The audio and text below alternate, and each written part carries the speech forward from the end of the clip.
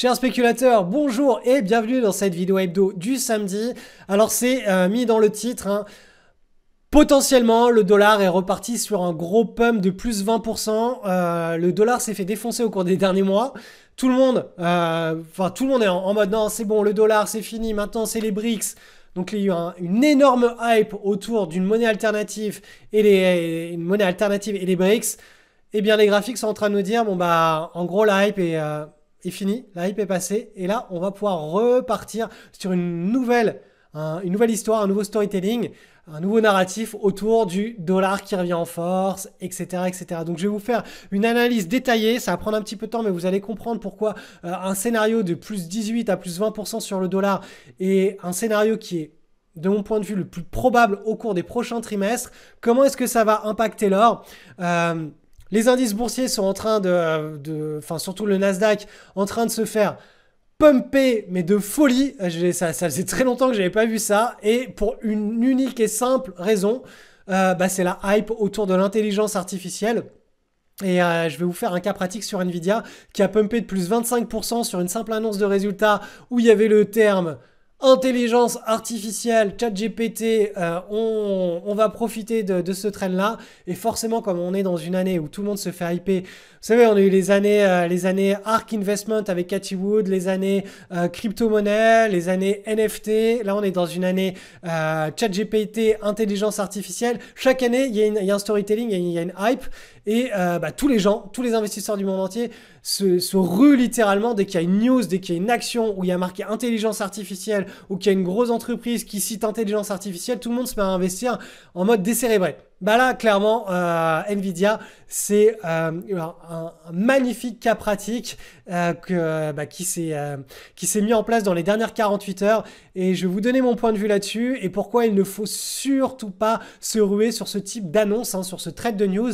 Et je vais vous rediriger davantage sur des annonces, des surprises qui surprennent les investisseurs, mais qui ont du potentiel, un très fort potentiel derrière, dans le sens où si vous faites 1000 trades sur Nvidia, comme ce qui a eu lieu pendant les 48 dernières heures, au bout de 1000 trades, vous n'avez plus rien sur votre compte de bourse, alors que si vous mettez en place un écosystème qui vous permet de trader des gros effets de surprise, mais où la hype n'existe pas encore, mais elle est en train de se mettre en place, et bien là, au bout de 1000 trades, c'est plus du tout la même histoire. Le compte de bourse est, au sens des études statistiques, sur une explosion littérale, un gros pump à la hausse. Donc bref, c'était l'intro, elle est un peu longue, on est parti pour cette vidéo hebdo. Analyse du Bitcoin, donc une nouvelle semaine de pause, vous le voyez, on a la semaine précédente, cette semaine, c'est plutôt très bon signe, ça veut dire que vous voyez qu'on est en train de se rapprocher là de la zone de support. Avant c'était une grande résistance, c'est ce qui nous séparait du marché haussier d'un marché en range ou d'un marché baissier. La semaine on a changé de psychologie des foules, on est rentré officiellement en marché haussier au sens de l'analyse graphique, c'est le 13 mars, la semaine du 13 mars 2023. Donc maintenant, l'idée, ça va être de prendre appui très fortement d'accumuler beaucoup d'énergie pour sauter le plus haut possible. Et le plus on accumule d'énergie dans nos appuis, c'est-à-dire dans ce que je vous ai dessiné en vert ici, et le plus haut on pourra sauter par la suite avec une énergie qui est distribuée de manière saine. Donc là, on est en train de retourner vers l'ancienne résistance qui devient support. Les cours sont en train de ralentir leur chute, ce qui est très très bon signe. Donc idéalement, ce que l'on souhaite observer, ça vous le savez depuis des semaines, c'est une grande latéralisation des prix comme ça sur plusieurs mois. Je sais, il y en a qui sont pressés, mais il faut prendre le temps pour ensuite pouvoir avoir accumulé suffisamment d'énergie pour lancer un vrai bull market qui pourrait exploser l'ancienne ATH, c'est-à-dire pas juste un mouvement qui nous remet sur les anciens plus hauts historiques et qui nous fait replonger, mais je parle d'un vrai nouveau cycle haussier qui nous permet d'exploser la zone des 70, qui nous permet de dépasser la zone des 100 000, des 120 000, des 150 000, etc. Donc pour cela, il faut vraiment qu'on accumule de l'énergie. C'est pour cela que ces grands traits verts, cette grande vague latérale, ce serait idéal. Ce serait le scénario idéal. Et le pire, c'est qu'il nous permettrait de prendre une position directionnelle cyclique qui serait absolument magistrale. Donc affaire à suivre, en tout cas pour le moment. Le jeu le comportement du Bitcoin est très sain, à savoir on revient tester l'ancienne résistance qui devient support et on voit que les cours depuis 2 semaines commencent à stabiliser. Donc on voit bien que c'est une zone qui est relativement recherchée par les acheteurs pour le moment. Ça accumule, c'est une zone d'accumulation et plus les cours ralentissent sur ces niveaux-là, plus ça nous montre qu'il y a du monde, il y a des acheteurs qui veulent de cette classe d'actifs. Donc, affaire à suivre, en tout cas, c'est très positif tout ça. Sur l'Ethereum, c'est la même histoire. On est sur la zone, vous le voyez, hein, anciennement résistance qui est devenue support.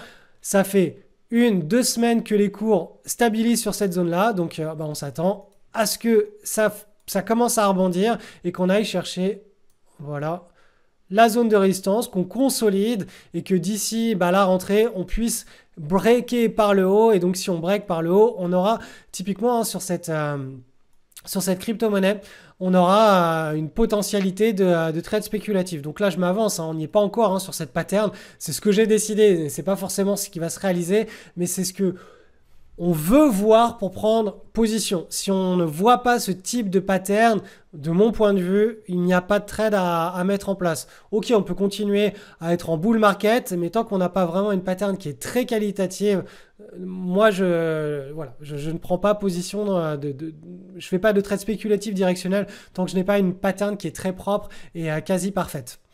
Mais voilà, Ethereum, Bitcoin, on arrive sur les supports, on est en train de stabiliser sur les supports, donc c'est plutôt très intéressant. D'ailleurs, on peut aller faire un petit zoom là, parce que probablement, vu qu'on est sur un support et que ça fait 2 semaines qu'on stabilise, il y a probablement une structure de retournement qui est en train de se former, donc on va aller voir en journalier.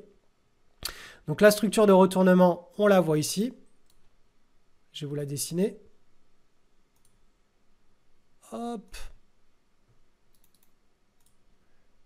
On voit qu'on a un beau pivot.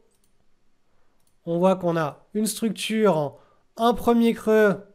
Et là, on aurait un deuxième creux en formation.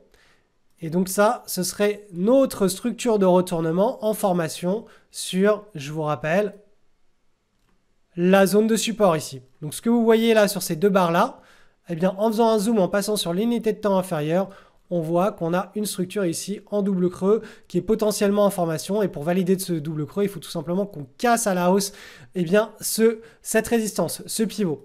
Donc voilà, vous voyez comment les cycles s'enchaînent. Donc là, là, à court terme, c'est un petit cycle de rebond ping-pong, de support vers une résistance sur l'Ethereum qui pourrait se mettre en place au cours des prochains jours et des prochaines semaines. Allez, cette semaine, je vous fais un petit point sur le dollar coté contre un grand panier de devises, donc le comportement du dollar. On a, vous le voyez en trimestriel, donc ça c'est vraiment une image sur du très long terme. Vous voyez ici, là, c'est les plus hauts, on remonte à 2000 et le scénario, la dynamique de fond là, c'est de se rediriger vers cette résistance historique. Donc ça veut dire que le dollar, là, depuis les niveaux actuels, a un potentiel d'appréciation de l'ordre de 18%. Donc ça, c'est le scénario la dynamique du scénario qui se déroule. Bien entendu, ça ne se déroule jamais en ligne droite. C'est tout le challenge de la bourse. Donc, on a fait une grande latéralisation entre 2015 et avril 2022. Chaque bougie, c'est 3 mois, donc on est sur du trimestriel. Et vous voyez que là, pendant le trimestre d'avril 2022, on a libéré un mouvement directionnel sur le dollar face à un panier de devises. Donc pendant 2 trimestres, on a vraiment une belle impulsion là. Et ensuite, on est revenu chercher, avant c'était une résistance, maintenant c'est un support. Là, c'est le 2e trimestre. Ce 2e trimestre terminera à la fin du mois de juin. Vous voyez qu'on est en train de chatouiller le support. Donc l'idée, c'est de voir ici, est-ce qu'on a un point d'inflexion qui est en formation, point d'inflexion qui permettrait de relancer la dynamique vers la résistance historique et donc les plus 18% de mouvement sur le dollar face à un panier de devises internationales. Donc on va passer sur l'unité de temps inférieure, on va aller sur du mensuel. Sur le mensuel, on voit bien là qu'on a à 2 reprises, on a été tapé cette zone-là. Donc on a ce qu'on appelle un double creux en formation, un grand double creux en formation. Vous le voyez, un premier creux, un deuxième creux. Bien entendu, pour que ce double creux soit validé, il faut qu'on le break. Une fois qu'on l'aura breaké, la prochaine zone sera tout simplement ce grand pivot. Donc voilà. Là, on a un scénario où on a un double creux qui se forme. Maintenant, allons voir ce qui se passe sur le deuxième creux. Donc, on va passer sur l'unité de temps inférieure. On va faire un zoom sur ce grand double creux que vous voyez ici. Et vous voyez d'ailleurs que ce qui est intéressant, c'est que l'analyse graphique, l'analyse technique classique et l'analyse dynamique mettent en avant un support. Donc, le support de l'analyse technique habituelle, c'est tout simplement cette énorme zone, on vient s'appuyer dessus. Et l'analyse dynamique sur la même unité de temps, c'est la moyenne mobile ici à 20 mois. On voit que les cours viennent s'appuyer à 2 reprises et former un double creux, donc un point d'inflexion sur cette zone-là. Donc on a vraiment une zone de convergence ici où les opérateurs sont en train de revenir sur le dollar. Il se passe quelque chose avec le dollar. Donc on va aller maintenant analyser sur de l'hebdomadaire. Donc on fait un zoom. Alors à l'époque, je vous avais dessiné les bandes de Bollinger qui se contractaient. Et on va ajuster cette petite analyse. Voilà. Hop. Et donc, la zone de support. Donc là, on le voit bien. Ce double creux là, ici, on est en plein zoom dessus. On voit bien que, effectivement, un premier creux, un deuxième creux, et on voit bien qu'au sein de ce deuxième creux, on a un petit pivot qui est cassé. Tout ça, c'est des fractales, c'est des enchaînements de scénarios. Et ce petit pivot qui est cassé, si on passe sur l'unité de temps inférieure en journalier, on zoome dessus, on va bien voir ici qu'on a ce double creux là, le premier grand creux en mensuel, le deuxième grand creux en mensuel, et quand on passe en journalier, on voit bien ici qu'on a à nouveau là un triple creux, des bandes de Bollinger qui sont ultra resserrées, donc une contraction maximale de la volatilité. On a le breakout qui a eu lieu le vendredi 12 mai, donc là, quand on a tout ça, ça veut dire simplement qu'on est en train de libérer un mouvement. On va pouvoir aller chercher très rapidement en mode directionnel la prochaine zone de résistance. La prochaine zone de résistance, elle est ici. Et devinez, si je repasse sur les unités de temps supérieures, c'est le pivot du grand double creux mensuel qui, si on le casse, nous amènera sur la résistance, le dernier plus haut historique. Hop, je passe en mensuel. On le voit ici. Donc, vous voyez qu'on part sur l'unité de temps la plus basse.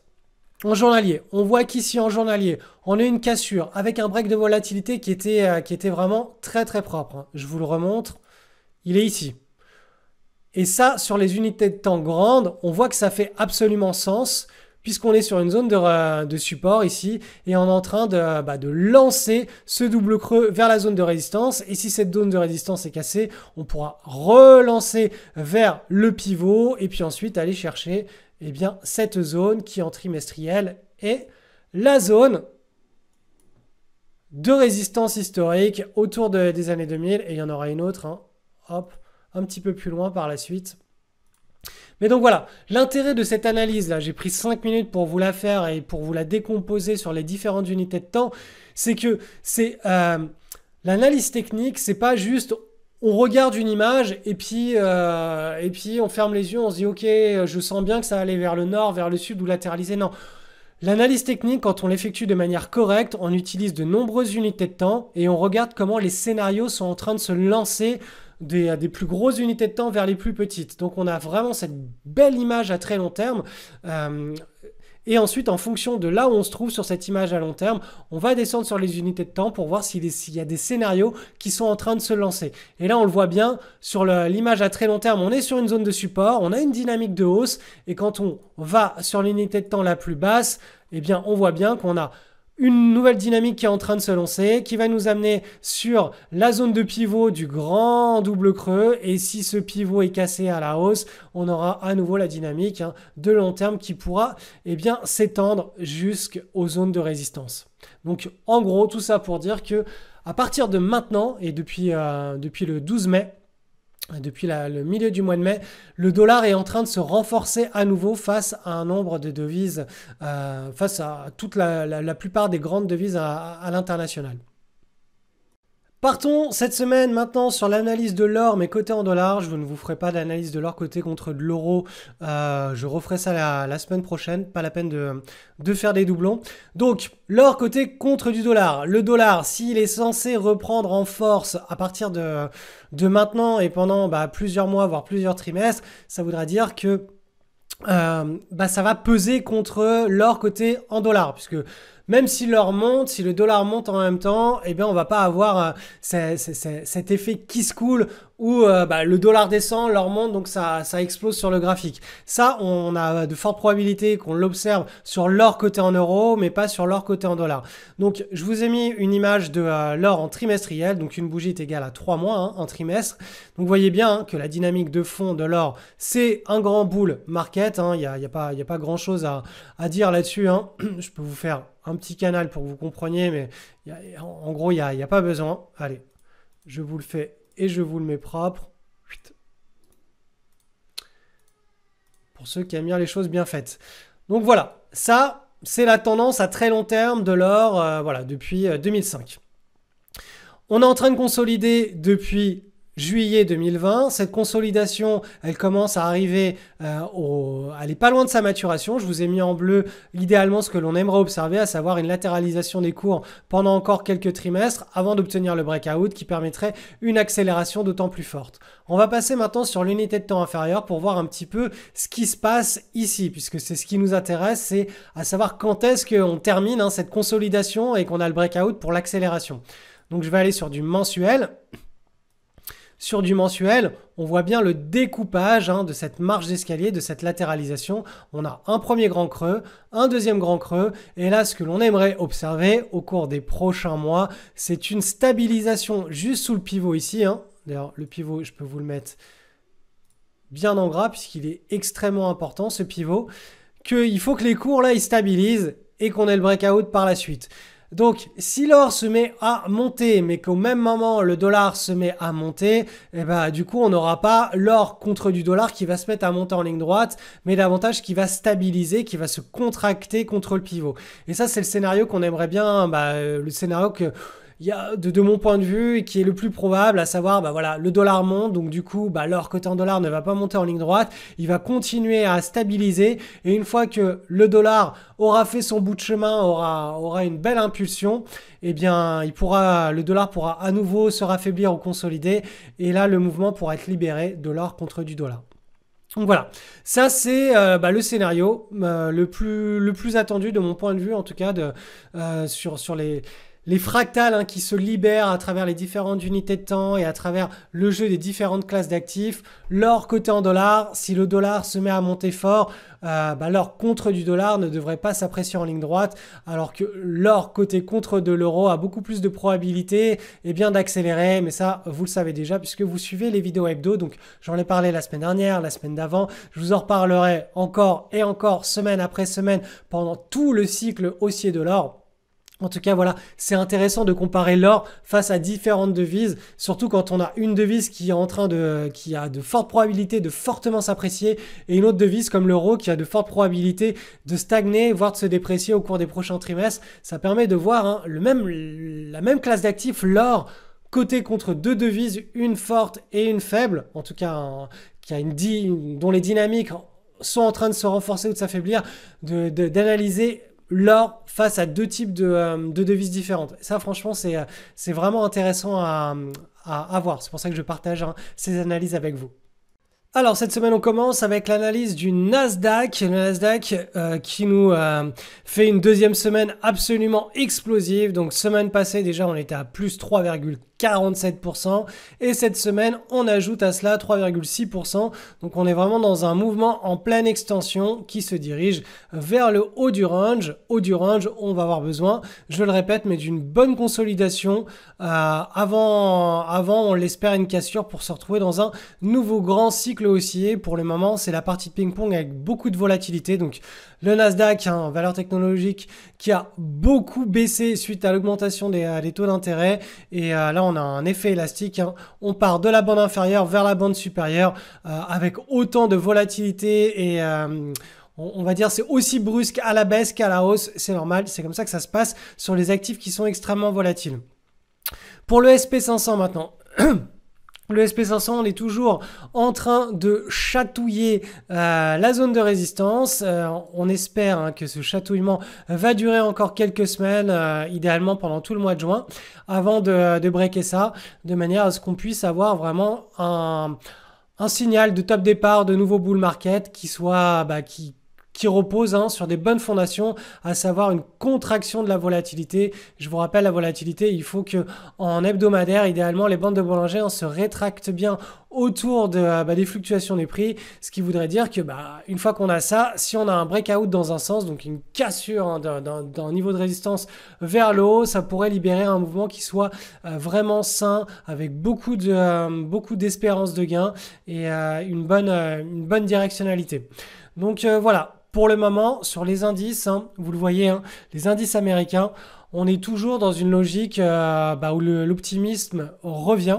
On va passer sur l'unité de temps mensuelle sur le SP500. Je vous raffiche les bandes de Bollinger. Donc vous voyez que le mois dernier, hein, on avait eu cette cassure ici, hein, on avait une boîte là, donc cette marge d'escalier, on avait une cassure et ce mois-ci, on a 2 journées de cotation de valider le signal du mois dernier. Donc pour que ce soit validé, il faut simplement qu'on clôture au-dessus. Là c'est quasiment acquis, hein, puisque mardi soir, il reste lundi, mardi. Mardi soir, il y a de fortes probabilités qu'on n'observe pas une chute des indices de l'ordre de 5%. Donc ça voudra simplement, ça viendra valider ce signal. Donc, ce signal, une fois qu'il est validé, eh bien, prochain objectif, hein, vous le connaissez, c'est le haut de la bande de Bollinger, hein, supérieur en mensuel, qui correspond à une zone de résistance historique, hein, le dernier plus haut historique. Et une fois qu'on aura cassé le plus haut historique, on sera officiellement en pleine expansion de bull market, à savoir une volatilité qui se réduit de plus en plus et voilà, des cours qui évoluent de manière directionnelle comme ce qu'on observe à chaque fois hein, pendant les phases d'expansion de bull market. On a des successions de mois comme ça, hein, des mois complets. Hein. Chaque bougie est un mois ici. Et bien, avec beaucoup de linéarité, beaucoup de... on voit bien ce qui se passe. Hein. Ça monte avec très peu de volatilité. Alors que pendant les range market, ça latéralise avec beaucoup de volatilité. C'est vraiment ce qui différencie les deux types de psychologie. Hein. Donc là, on est en train de changer de psychologie, clairement. Et une fois qu'on sera sur les plus hauts historiques, si on break, la volatilité devrait à nouveau se réduire de plus en plus pendant toute la phase d'impulsion. Donc là, on est en train de dérouler, potentiellement, on est en train de se diriger vers ce scénario-là. C'est de mon point de vue le scénario le plus probable tant que les breakouts là s'enchaînent. Voilà. Allez, j'en profite pour faire un petit cas pratique sur l'action Nvidia. Vous savez, chaque année, il y a des grandes hypes qui se mettent en place. Il y a la hype sur les NFT où tout a boosté sur les NFT, puis après, ça a dégringolé.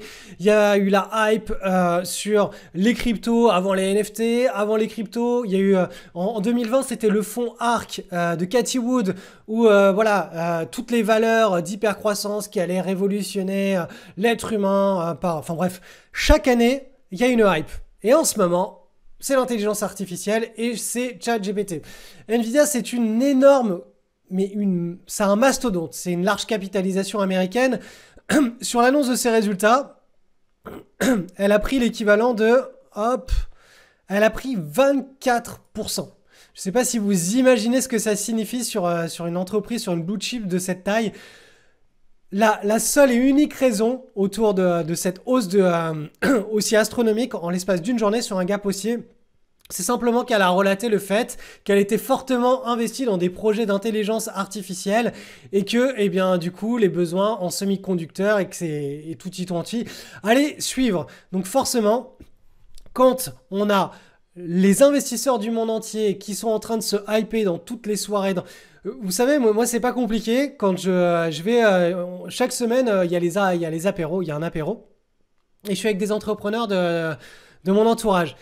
Et je le vois très bien, hein, pendant certains trimestres, il ne parlait que d'une chose, c'était les NFT, les cryptos, et là dernièrement c'était ChatGPT, ChatGPT, ChatGPT, intelligence artificielle, et j'ai eu un gros débat en leur expliquant qu'ils se faisaient complètement hyper.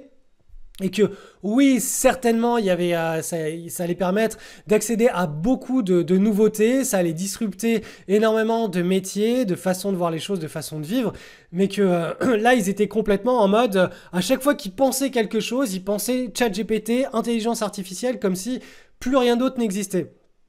Et en fait, cette situation, bah, chaque année, j'ai l'impression de l'avoir déjà vécu, mais avec d'autres sujets. C'est toujours la même situation, le même débat où les gens sont dans une hype qui est, c'est quelque chose qui est humain, hein, et ils se rendent pas compte à quel point ils sont à fond dedans. Et puis bah du coup, bah ça mène à ce genre de comportement que l'on voit directement sur les bourses, sur les graphiques boursiers. C'est toujours assez incroyable de voir à quel point la psychologie humaine, on ne change pas en fait. C'est juste les histoires qui changent, mais nos réactions à ces histoires ne changent pas. Donc, quand vous voyez ce type de news qui tombe sur une action, ce n'est certainement pas le genre de trade de news que vous devez mettre en portefeuille. Un trade de news, c'est l'ensemble de plusieurs ingrédients où on a pendant plusieurs mois, plusieurs semaines, pas de hausse. Alors là, regardez, typiquement, c'est tout l'opposé. Donc nous, on veut une grande latéralisation, on veut que la news surprenne énormément le marché et génère un gap à la hausse éventuellement, ou en tout cas un gros breakout à la hausse avec des volumes, et que bah, du coup, hein, ce ne soit que ce moment-là où nos screeners nous retournent une potentialité de trade de news avec un gros décalage à la moyenne, ce que dans les études statistiques, ils appellent un post-earning announcement drift, donc qui est la plus grande anomalie statistique sur les marchés actions que les petits traders particuliers, les petits spéculateurs peuvent exploiter. Le trade de news, quand on sait comment les détecter, qu'on a un écosystème pour les exploiter, il n'y a pas plus grande anomalie statistique pour un petit trader. Tout simplement parce que les grands fonds institutionnels ne peuvent pas nous concurrencer là-dessus. C'est eux qui créent cette anomalie statistique. J'en ai parlé cette semaine dans les emails privés. C'est eux qui la créent, donc ils ne peuvent pas nous faire concurrence. C'est nous qui nous collons à eux puisqu'ils la créent et donc on est porté par des mouvements d'ampleur derrière. Le problème, c'est que quand on parle de trade de news, beaucoup, même 99% des gens vont rentrer sur des trucs comme Nvidia. Nvidia, pour moi, ça c'est la fin du mouvement. Alors qu'un trade de news bien choisi, c'est le début d'un grand mouvement qui se met en place. Donc, si vous voulez en savoir un petit peu plus sur ce type de trade, je vous ai mis un lien en description. Vous allez tomber sur une page, je vais vous expliquer comment tout ça fonctionne, sur quelles anomalies statistiques ça repose. Et bien entendu, ça arrive 2 fois dans l'année. Ma formation sur le trading de news a réouvert jusqu'à dimanche soir minuit, donc jusqu'à demain soir minuit. Si vous voulez rejoindre le programme Trading de News et apprendre à ne pas vous faire piéger sur des trades de news comme Nvidia, où je sais il y en a une majorité d'entrepreneurs, d'investisseurs qui sont ultra hypés sous l'effet d'annonce de Nvidia, ils sont rentrés d'ailleurs. C'est ce qui a provoqué un plus 24%, alors que c'est juste le pire moment pour rentrer sur... Là, si vous répétez ce trade 1000 fois, vous êtes ruiné. Si vous répétez le type de trade que je vous explique hein, dans un écosystème pour profiter d'une anomalie statistique de marché, vous allez avoir des résultats qui seront juste anormaux. D'ailleurs cette semaine, je vous avais relayé la vidéo de Zone Bourse, je crois que c'est Delmas, qui est un super orateur et vraiment je vous recommande toutes ses interventions sur la chaîne de Zone Bourse. Il avait fait le retour d'un trader, un trader tchèque, qui avait été interviewé dans les Market Wizards inconnus. Donc Jack Schwager, qui est l'auteur de ce livre-là, en gros, il est allé à la recherche des petits traders particuliers indépendants comme vous et moi, et qui ont enregistré des performances qui sont absolument hors du commun. Et sur la chaîne Zone Bourse, il y a ce passage du livre qui est relaté où, eh bien justement, le trader tchèque, qui faisait en moyenne du plus 35% par an pendant 13 ans, n'intervenait que sur des trades de news, sur l'anomalie statistique du Post-Earning Announcement Drift, qui est la plus, je le répète, hein, mais la plus grande anomalie statistique qui est exploitable par des traders particuliers. Donc si vous voulez en savoir un petit peu plus là-dessus, le lien est en description. Et si vous avez des questions, n'hésitez pas à m'envoyer un email.